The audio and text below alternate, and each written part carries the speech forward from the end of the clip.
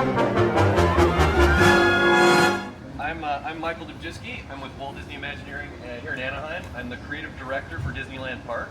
I think I've met a few of you before, but if not, very nice to meet you. Welcome to the opening of the Lewis's Critter Club. We're really excited to have you here to see what it is we've cooked up for our guests. This is the second of two stores that we're are celebrating. Oh, pardon me. The opening of Tiana's Bayou Adventure. The first being Ray's Berets. I hope you all had a chance to enjoy that over the last week or so. And this is the partner store for it. That's the store at the entry, of course, and this, of course, is the store at the exit. We start our story here, and I'll be walking through a little bit of the story that we're sharing here at Critter Club before we go in. So, of course, as you come off of Tiana's Bayou Adventure, the first thing we want you to see is our awesome new Lewis's Critter Club marquee. He's spinning that trumpet on his finger like one of my favorite scenes from the movie. And you'll start noticing around the outside of the shop, we've got various posters from the critters that play in the band that we just met in Tiana's Bayou Adventure. So you'll see characters that you get a glimpse of, but we want you to know a little bit better. Characters like Mondo, he's the big bullfrog in there, so Mondo. And Frog and Bernadette, they're the bears from the inside. We get to see a little bit more of them as we go in. What was important to us, though, in the development of Lewis's Critter Club was getting to know those characters better, because there's a really great cast of characters that aren't from the movie. They're exclusive to Tiana's Bayou Adventure that we want the kids to really get to know and love. And because you just get a brief glance at them a couple times in the attraction, this is an opportunity to get to know them a lot better.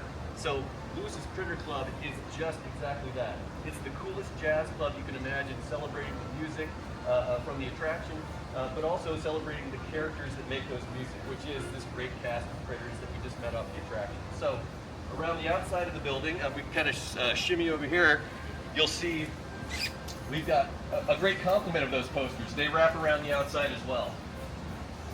So what these posters do is they celebrate this large group of animals that play in the Bayou Community Band, but not just as the Bayou Community Band, because that's when they're playing all together, but they also do performances as trios, quartets, just smaller groups, and when they do that, they celebrate the concert with the posters that we have featured along the outside. When we get inside the venue, you're going to see albums on the walls that will actually be supporting these concerts that they played at. Maybe it was an album that they recorded at that concert. Maybe the concert is supporting the album they made. So it's a lot of fun interplay between the artwork we have on the outside and what you're going to see when we get on the inside. One last thing before we go in. Upstairs we have our performers only area. That's the green room for the performances that would be going on during the evenings, where our critter characters can relax. You'll see some of their musical instruments up there. That's where they get their fan mail. It's just a fun place for the characters to relax when they're not performing. So with that, I think we're going to make our way into the building and see what there is to see in Lewis's Critter Club. So you can take note as you come walking in. These are some of those albums I was talking about. You'll see them throughout the room. Again, celebrating those characters, reintroducing the characters' names of the critters that play those musical instruments in a very fun way. I'll give everyone a chance to come on into the space. And if it's possible, I'm going to go off mic once everyone's inside, because I think we're in a small enough space you should be able to hear me. But I'll verify that before I turn it off. Can I get everyone to take a few steps in so we can get the whole group in? Thank you. And just let me know when the last person comes in. Yeah, well, we'll talk here for a minute, and I'll walk you through. I've got a few locations that we'll sit, and I'll give you some of my talking points. So can everyone hear me okay? I'm going to go off mic and let me know. Is this okay? Anybody not hear me? Could you shut that door, please? Thank you.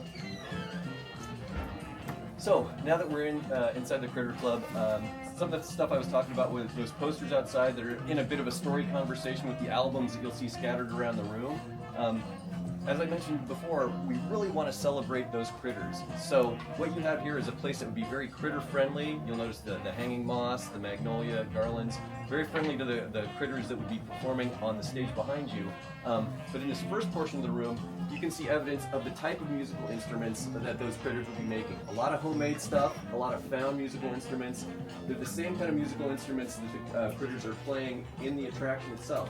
We actually worked with the Imagineering team from Glendale that worked on the attraction and designed those musical instruments for the critters, and we scaled them down for our critters to use in the shop as well. So it was a great partnership. We had a lot of fun developing that and making it. You'll even see that one of our new underground sleeper popular characters, Larry the Armadillo, although he doesn't have a musical instrument, he's a bit of a finder and a collector, and we have him receiving some packages up there. You'll see to Larry, because again, even if you don't have a musical instrument, we want to make sure that you're represented and feel well at home at the Critter Club. Another thing that we were doing to really get kids familiar with those characters and make everyone know exactly who they are was we started developing these carved critter medallions that celebrate some of the clusters. And this is the first one we have over here, celebrating those characters and helping kids know the names of those characters as well, because we don't really have the opportunity to make that connection on the attraction, but we're sure going to make that connection here. And we're going to do it in a number of different ways. And again, the first one is really on those critter medallions. And then later around the room, you'll see their names on the albums and the album art as well. And the posters outside, of course. So let's shift over this way.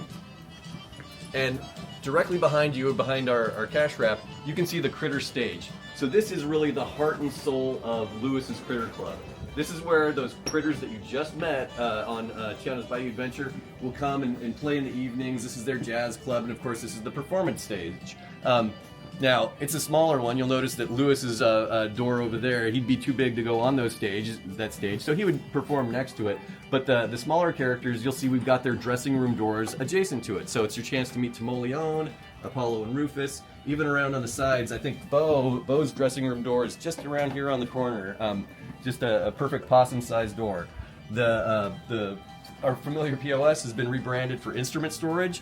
Those are those same homemade musical instruments that you'll see the critters have made and they're performing with in the attraction. We wanted to make sure they were represented here as well. You'll even notice that we've got a little ladder behind that mannequin over there for Timoleon to kind of scurry up to get to his dressing room. Now just to the right of the stage, we've got some more of our props, including what looks like someone's collecting bottles or glass bottles, and they are. The critters do have another friend that's here to see what goes on at the Critter Club, and that's Mama Odie. She's got her own viewing box just on the other side, and they're collecting bottles for Mama Odie because she likes that as part of her decor. So we took inspiration directly from the movie, from Mama Odie's house, to decorate her viewing box for the stage. Of course, she's got the best seats in the house, directly across from the stage. And if you're nice and quiet, you'll notice that the Juju's over there sleeping as well. So don't wake Juju. That'd be a bad move.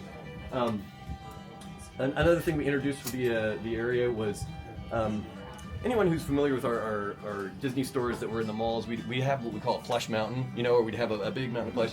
So we're like, well, we don't have a plush mountain here. We are going to have plush trees though. So adjacent to our Lewis plush, you'll notice we got a couple of trees where the critters are actually up there hanging out and sleeping. That's Lewis's tree off to the right.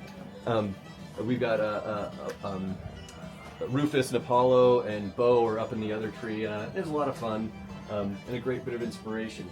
Now, here's a little behind the Imagineering note, is when we were developing this site, we were interested in bringing these trees in here to make it feel a little more natural for the critters, because it's a critter-run shop.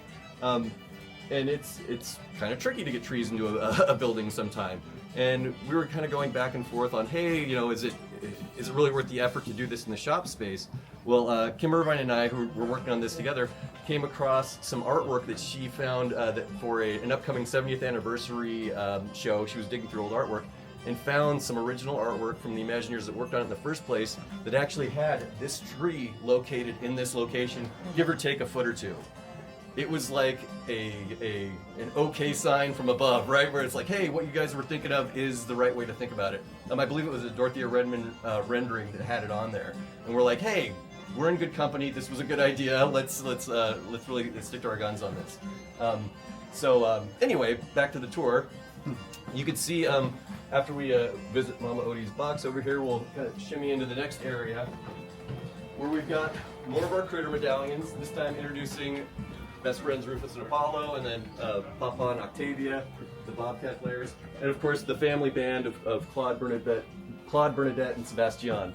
Now, I had a lot of fun with them. I took a lot of inspiration for their changing room door, which is just behind you, from the old Country Bear Jamboree entrance that used to be here at Disneyland, where we'd have the nesting doors. So the bigger bear, the smaller bear, the baby bear, having the doors over there.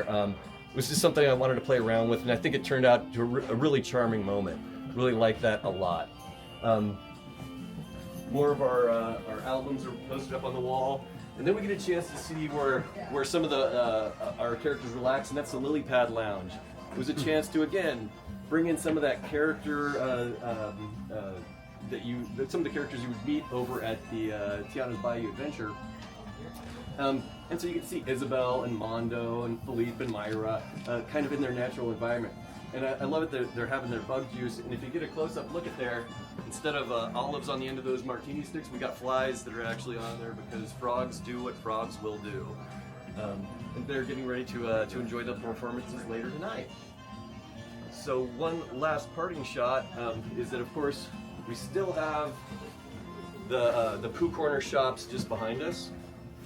And so we do have a welcome message if you ever get a chance to come over, where Isabel the Frog has a little sign up on the soffit over here that says, "Welcome to Lewis's Critter Club." So you're getting welcomed from all sides.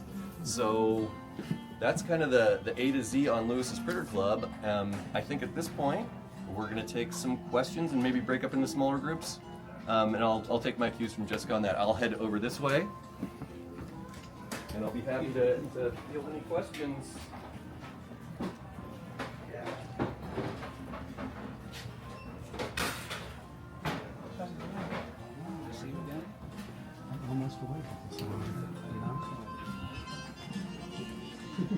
Yeah, talk about the process from day one, like Blue Sky. How does it come to be? Well, obviously we're here in support of an attraction that was being designed for two coasts at once, right? And so we were part of a more unique set of circumstances because this footprint doesn't exist in Florida, where the first attraction goes. And so while they're designing two at once, we're more focused on what are unique to our site, which was Ray's Berets, Lewis's Critter Club, or the shops that they were prior to that. So first off, we had to identify really what was available, what was going to be available for the teams or the park to support merchandise-wise. And once those footprints were identified, it was about bringing the story into it. We really loved the characters that the Florida team had developed that the global team had developed for the attraction, and really wanted to have a way, and they were encouraging us to find a way to celebrate those characters. And again, that is what Lewis's Critter Club is all about, is introducing these characters or showing off those characters to the kids who just met them and hopefully will love them, but also to get kids that maybe couldn't go on Splash Mountain engaged because maybe they're a little too short, maybe they're under the height requirement, and when they get a chance to get on the attraction, we want to have them say, "Oh, hey, I know those characters. I've got Lewis plush, or I know Bo and I know Gritty," and just a fun way to get kids excited about being on Splash Mountain with that character identification. Do you have a favorite detail in here? Do I have a favorite detail? Well, it's probably always the last one I put in. I really do enjoy, Disneyland's a great place for heritage and traditions, right? And we love to hang on to things that were part of our past Disneyland. And when we were talking about doing the doors and bringing in that kind of detail that we had at Country Bear Jamboree, I love that kind of stuff. But one thing that was in particular just for this shop at one point were the honey pots.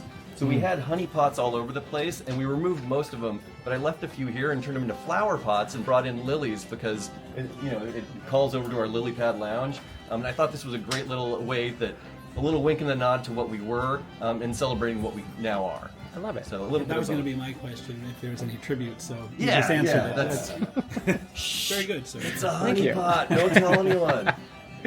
You may have answered this already, but please, I'll answer it again. Any characters that are exclusive to the Disneyland version? Any differences as far as the? No, I think all of our characters are also in the Florida attraction as well. Okay. So, okay. They're exclusive to the attraction, but, right? But yeah, not like maybe exclusive to our Disneyland park. would have their own. But now this store doesn't appear anywhere else, and same with Raised Berets. Yeah. They're both exclusive to here. Now, it was fun developing both those at once because you could kind of think, oh, we have an attraction, we've got merchandise, we'll just have 2 merchandise locations. But the 2 locations grew up with very different personalities. Now, again, hopefully you've had a chance to experience Raised Berets, but the music in there is totally different color palette of music, right? There, it's very much about that kind of sleepier bayou vibe. This is about the kind of celebratory music that you get on the attraction that the critters are playing, as opposed to the more kind of like softer banjo lilting music you'll get over at Raised Berets. Now, Raised is all about that firefly magic. Now, we've got a bit of it here with our blinking lights, but it's much moodier. It's just a totally different design palette that we used over there. Now, we did a lot of callbacks from shop to shop just because we want it to be integrated, but it was very fun to have these 2 different design vocabularies going at the same time. It was great. Also, if you had a great idea for one shop that didn't quite fit what you were doing, there's a good chance it might fit at the other shop. So little design callbacks we were able to use in that way. Quite lovely. It was fun. It was a really, really fun project, a set of projects. Thank you, sir. My pleasure.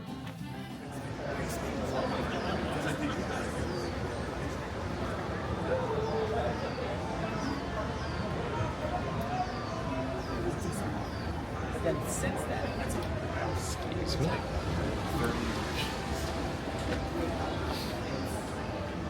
That's what I did.